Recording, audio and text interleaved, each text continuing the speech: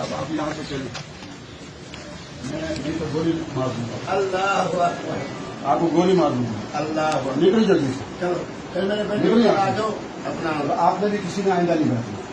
कोई इस बदमाश के साथ बैठा उससे मैं इलाज करूंगा। अस्सलाम वालेकुम। जब इंसान नहीं इसके देखे पाँच से कहाँ पहुंच रहे।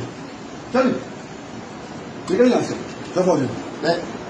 पूरे मुल्क में जहाँ मेरे इसको कोड़े लगा जाए इस बदमाश को। ये खुद कहता है मैंने बहुत सारी शादियां की हैं। मेरी जूती वहाँ पड़ी है।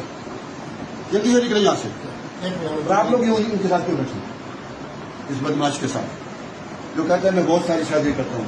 नया दिन बनाया इसने। खाकान लाल मस्जिद में आपने नहीं आना। अगर लाल मस्जिद में आए तो मैं यहाँ आपको कोड़े यहाँ बांध के ना कोड़े लगाऊंगा या संसार करूंगा। हाजिर जनाब हाजिर। निकल यहाँ से।